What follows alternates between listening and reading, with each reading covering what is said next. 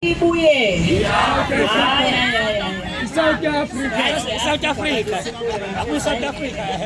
Awuke kubuye South Africa manje. Ngoba siyayibona ukuthi iyahamba xa igibele ibhasi. Ibhasi. Wesisi unayo ID la.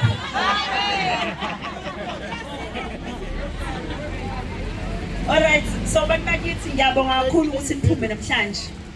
Abantu bethu sesibabonile abantu bayathanda ukubhala kakhulu lapha ku social media. Papa kakhulu. Yabo? Ngifuna ukunivuma nje nonke abantu besilisa bakhona la. Ngihlale njalo uma ngihlangana nabantu besilisa ngithi into engicika kakhulu ngalento yabantu bokufika ukuthi siyenze obhuti bethu bangazibona ukubaleka kwabo. Nina nisayibona ukuthi nuZulu. Seninalento nje umtengantenga nani nihambe niphosa ama drugs into engasini yabo kanti pride sasinayo thina njengoZulu ukuthi sasihlonipha sithandekile you know sisatshwa asibuyise isithunzi saZulu bantu besilisa lokho umsebenzi wena akona wethu thina sabantu besifazane cela nibize nabanye nibuyise isithunzi senu ukuthi khona osisibethu abathi abanithandi nini bathanda labangale ibona labo ngoba bona bayithanda ayithini thina esiyithandayo khohlwane asidlaleli nje ngasesidlekeni sekhwapha cha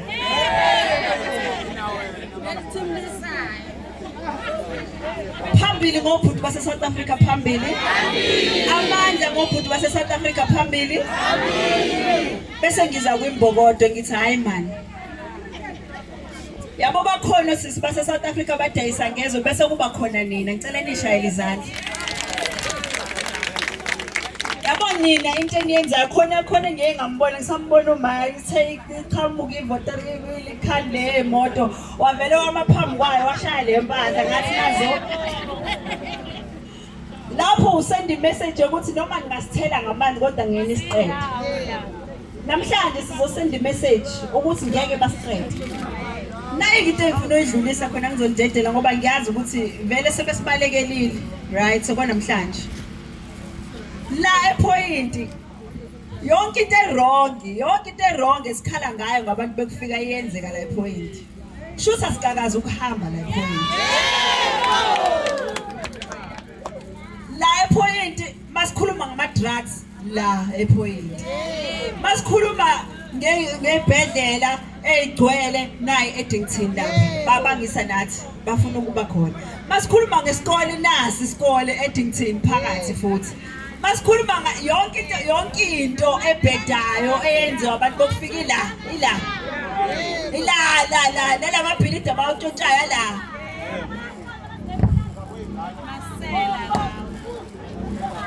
Thola phela sorry ngizozama ukusheshisa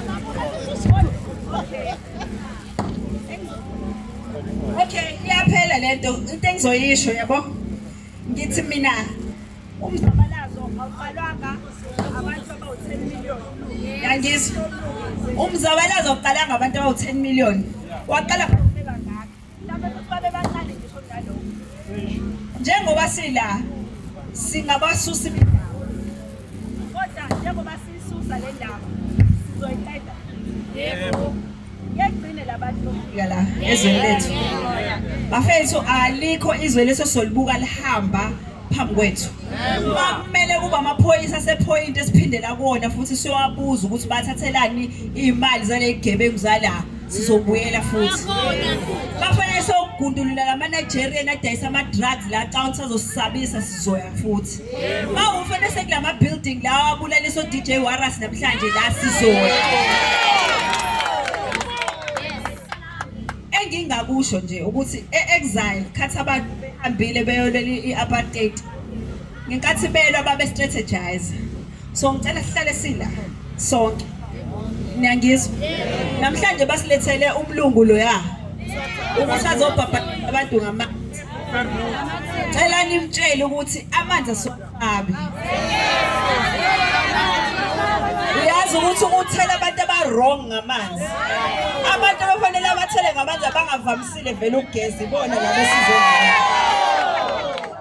thina sinayo inkinga yamanzi ulwandle nje sibhuda size siyoshaya amadadamu phakathi So next time bebefuna ukusitshengisa ukuthi nathi sibatshengisa ukuthi asinisabi abasitshengisa ngoba niyeke umuntu obephethe isibhamu laba street nisha ngesibhamu ngoba ninake thina abantu engabe niyabanaka la ePoint niyabayeka okulandelayo ke masibuya la sifuna ukubuya noHome Affairs sizochecka le konke lokuncane ukuphuma la okudala ukuphani nendawo ukuthi banawo yena amaphepha okuba la siya kulokho sidala uhulumeni la lokho ethi everyone has a right to education lo everyone ushe abantu base South Africa and if bengafuni uku-accepta lokho sizobenza baku-accept ngoba zange abantu bafela befela izwe lethu lizovela lithathwa abantu bokufika lento oppression into eyinkinga ngento ye-oppression ukuthi abelungu khathi befika la eSouth Africa bafika nabo kanje beyabantu abafikile nje sorry mngana Mtheresa ngisho wena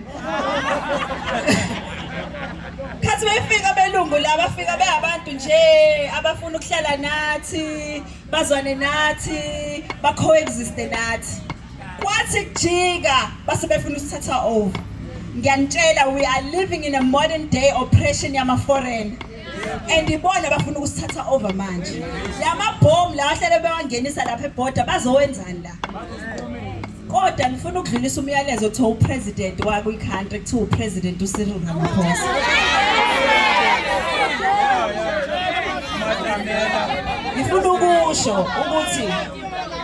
ngifuna ukusho ukuthi iSouth Africa isikhulumile kaningi incenga ukuthi usinake ungasinaki at some point iSouth Africa ngayisa-negotiate nawe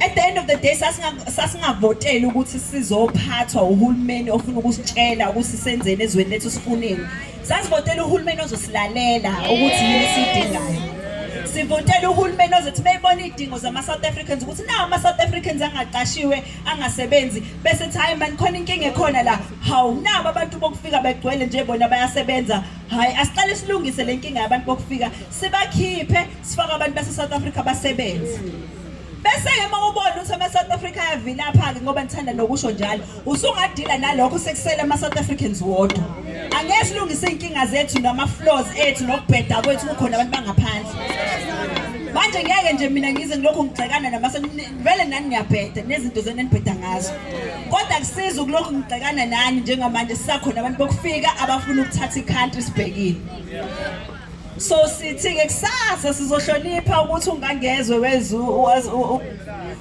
wezwe lakhe uthe ufuna ukukhuluma ngesenze lutho sihlonipha yena ukuthi ufuna ukukhuluma sizomuzwa kodwa singamlaleli ngiyadlala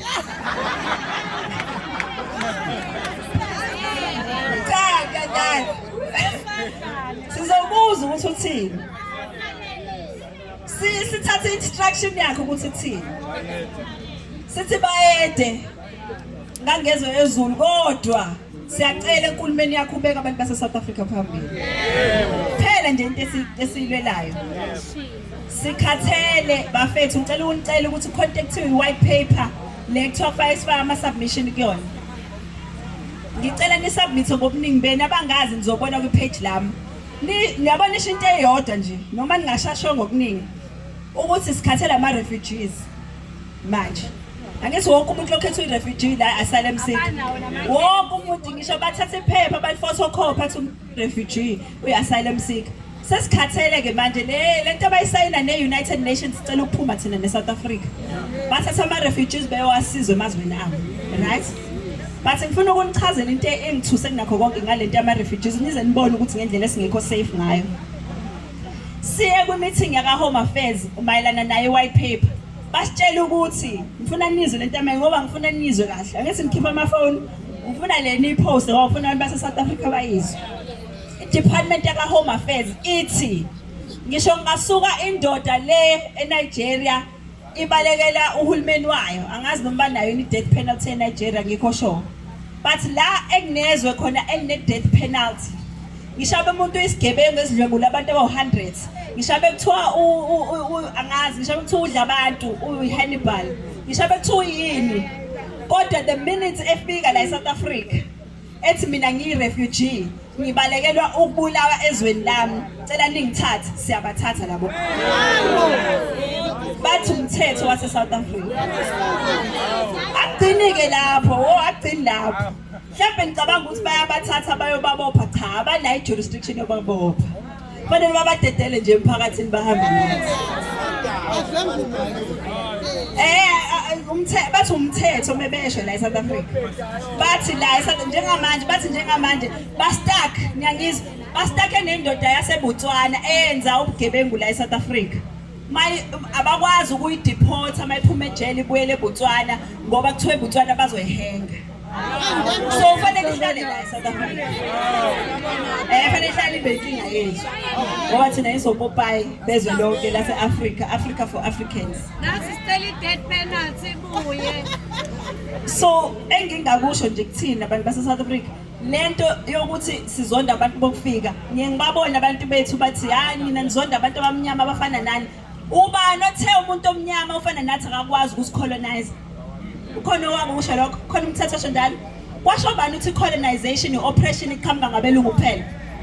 Njengamanje si-colonize, si-oppresswa abantu abamnyama. Abathi bona besuka emazweni abo bamukela ukuthi uhulumeni wabo uyabashaya, bayakwamukela lokho. Bayakwamukela ukuthi uhulumeni wabo angabe uhulumeni for 80 years, bangasho lutho. E-Uganda abantu bakhona bazobhikisha la eSouth Africa, kodwa bayaka ngisho yovota bevotela uhulumeni wabo, babhikisha la eSouth Africa. Wonke umuntu onenkinga uza la eSouth Africa.